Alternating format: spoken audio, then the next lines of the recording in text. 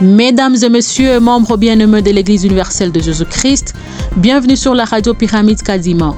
Aujourd'hui, nous avons le plaisir de vous apporter les dernières nouvelles qui concernent notre Église et ses activités. Je suis Maman Ronel et je vous accompagnerai durant ce moment d'information. La technique est assurée par Papa Thompson, sous la supervision de Papa Richard et la coordination de Papa Kobi depuis la ville de Lubumbashi ou Antanchi. Merci pour votre fidélité, soyez le bienvenu, que Dieu vous bénisse. Voici les sommaires du journal. Les activités du pèlerinage de Mweneditu se sont achevées le 23 juillet 2025, marquant la fin d'une période de dévotion et de recueillement. Le pèlerin de Mweneditu lance un cri d'alarme aux autorités ecclésiastiques pour renforcer la sécurité et garantir la protection de participants, notamment pendant la cérémonie de pèlerinage. La région de Kalemi a organisé une semaine de prière pour accompagner spirituellement le pèlerin présent à Mweneditu, un geste symbolique de solidarité. Une réunion cruciale se tiendra le 31 juillet 2025 à la bergerie de Kananga, visant à redynamiser l'évangélisation et à stabiliser les structures pastorales de la région. Les activités de confession et de repentance ont débuté à Lubao dans le cadre de préparatifs du Sion en vue d'une spiritualité renouvelée. La région ecclésiastique de Baraka lance une campagne de recouvrement de $20 par élu afin de finaliser les étapes du Sion et assurer sa réussite. Le secrétaire général de l'Église universelle de Jésus-Christ, l'apôtre Pierre Kabena Bakatoubia, a signé une lettre d'ordre de mission collectif de la délégation du Sion qui se rendra à Lubutu dans la province de Maniema pour une durée d'1 mois. La délégation du Sion est arrivée à Uvira le 24 juillet 2025 pour officialiser le lancement des activités du Sion dans la région. Mesdames et messieurs, sans plus tarder, c'est le détail de notre journal. Le pèlerinage de Mweneditu, un moment sacré de dévotion et de recueillement, a pris fin le 23 juillet 2025, marquant la conclusion d'une période de prière intense et de méditation. Cet événement religieux riche en signification spirituelle a été un moment de grande importance pour tous les participants. Ce fut un temps de communion profonde avec la foi, où les pèlerins se sont engagés à renouveler leur dévotion et à honorer la mémoire du messager, grand maître Jean de Dieu Mwambikadima Moulaya, figure centrale de cette célébration. Il convient de signaler que les activités du pèlerinage ont commencé le jeudi 17 juillet 2025. De ce jour, un grand nombre de chrétiens et croyants se sont rassemblés à Mweneditu, dans un climat d'espérance et de ferveur religieuse, prêts à participer aux diverses cérémonies organisées à cet effet. Chaque journée était marquée par des moments de prière collective, de chants religieux, ainsi que des interventions spirituelles visant à renforcer la foi des participants. Toutes les activités du pèlerinage ont été soigneusement organisées et supervisées sous la coordinatrice de Maman Milimba Bukasa Berme. Ainsi, la clôture du pèlerinage de Mweneditu, marquée par de prières, de remerciements et de bénédictions, restera un souvenir indélébile pour toute la communauté, tout en honorant la mémoire du messager, grand maître Jean de Dieu Mwambikadima Moulaya. Toujours avec les actualités du pèlerinage de la pyramide à Mweneditu, le pèlerin lance un cri d'alarme urgent aux autorités ecclésiastiques en appelant à des mesures immédiates pour renforcer leur sécurité et garantir leur bien-être, en particulier pendant les grandes cérémonies de pèlerinage. Les participants qui se rendent en masse sur le site sacré se disent de plus en plus inquiets face à la montée des risques de sécurité et des conditions de vie précaires. Dans cette optique, plusieurs mesures ont été proposées par le pèlerin. Ils demandent la construction de toilettes et des structures d'abri pour se protéger des intempéries. Ces infrastructures de base, selon eux, sont indispensables pour garantir un minimum de confort et de dignité pendant le pèlerinage. De plus, l'accès à l'eau potable est un point crucial qui a été soulevé. Le pèlerin réclame la mise en place de robinets d'eau potable afin d'éviter toute pénurie ou contamination et de préserver la santé des participants. Les autorités de l'Église sont appelées à répondre rapidement à ces préoccupations, afin d'assurer que le pèlerinage puisse se dérouler dans des conditions sûres et respectueuses de la dignité humaine. La région ecclésiastique de Kalemi a récemment été le centre d'événements spirituels majeurs visant à marquer un moment de solidarité collective et de partage spirituel. Une semaine de prière a été organisée pour accompagner le pèlerin présent à Mweneditu.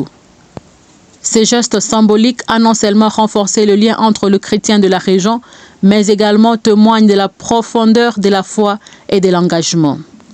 La cérémonie placée sous le signe de la solidarité spirituelle a vu la participation de 2 bergeries de Kalemi, celle de Kapulo et celle de Lukuga. Ces 2 bergeries ont réuni leurs voix dans une prière rendant hommage aux messagers de l'EIJC et affirmant leur attachement aux valeurs chrétiennes de paix et de fraternité. Rendons-nous à Kananga, au Kasaï occidental, là où la bergerie de la région ecclésiastique accueillera le jeudi 31 juillet 2025 une rencontre décisive visant à revitaliser l'évangélisation et à stabiliser les structures pastorales de la région. Organisée sous l'égide de la représentation régionale de Kananga, cette réunion réunira le pionnier, apôtre missionnaire actif et passif dans le cadre d'un processus essentiel pour le renouveau spirituel de la région. L'objectif principal de cette réunion est de dresser un état de lieu des actions entreprises en matière d'évangélisation et de renforcer l'organisation du bureau de sève, de la restitution de messages clairs relatifs aux activités réalisées aux pyramides juillet 2025. Les discussions porteront également sur le fonctionnement et l'attribution de responsabilités au sein du bureau de sève, ainsi que sur la mise en place d'un plan de formation pour les nouveaux apôtres missionnaires et évangélistes actifs. Signalons que ces activités auront lieu le jeudi 31 juillet 2025 dans la salle de la bergerie de Kananga de 15h30 à 17h45. Tous les chrétiens de la bergerie Kananga sont chaleureusement invités à participer à cette rencontre. Rendons-nous à Lubao. Dans un élan de renouveau spirituel, lundi le 20 juillet de l'année en cours, la région ecclésiastique de Lubao a entamé une série d'activités de confession et de repentance.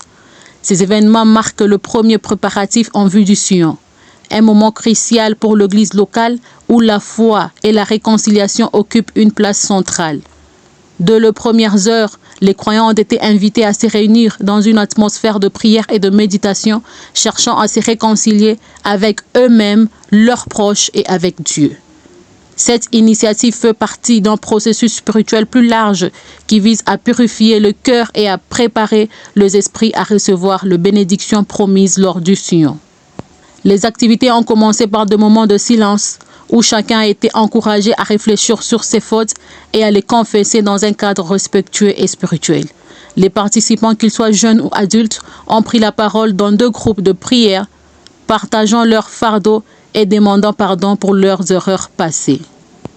Le 25 juillet 2025, la région ecclésiastique de Baraka a officiellement lancé une campagne de recouvrement de fonds sollicitant une contribution de $20 américains par élu.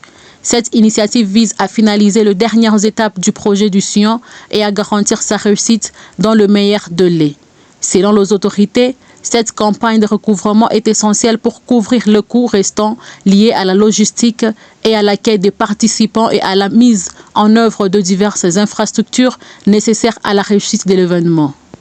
Cette collecte est d'autant plus urgente avant l'arrivée de Maman la coordinatrice à Baraka. Pour garantir une gestion efficace de la collecte, les apôtres suivants ont été désignés pour coordonner la perception. Il s'agit de l'apôtre Zahabu pour la région de Salamabila, l'apôtre Mala pour la région de Kimbiluama, l'apôtre Mukalamusi Modeste pour l'antenne de Kilembwe et les comités urbains. Et après la collecte, l'argent sera remis à l'apôtre Asukulu Luhangela et à l'apôtre Maneno pour centraliser le fonds et garantir la bonne gestion. Rendons-nous à Lubutu au Maniema.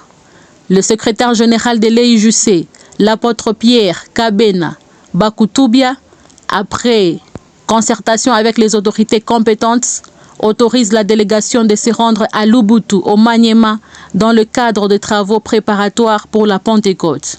Cette mission a pour objectif d'entamer les étapes préliminaires nécessaires à l'organisation du Sion. La délégation est composée par Papa Kitenge Mugalu Willy Jotroy, Papa Shungu Kahumbu Paul, jeu 3. Papa Lukanda Kalonda Ernest, jeu 3. Leur mission a une durée d'1 mois, du 18 juillet au 18 août 2025. Rendons-nous à Uvira.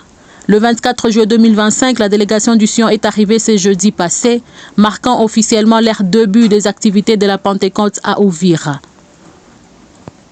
Accueillie chaleureusement par les autorités de l'église locale et grand nombre de croyants, la délégation a souligné l'importance de cette initiative pour Uvira et ses environs. Rappelons que cette délégation qui se retrouve à Uvira, elle est présidée par Papa Tambwe Irlos Jeudé. Terminons notre journal par la nécrologie. La radio Pyramide Kadima a enregistré le décès de 4 chrétiens dans cette semaine écoulée. Il s'agit de Papa Omba, G4P1 et Ijuse Kasumbalesa. Papa Jean-Pierre Kyungu, G3 et Ijuse Kalemi. Papa John, G4, apôtre de Hankoro. Papa Youssoufou Amisi, G4 Mississi.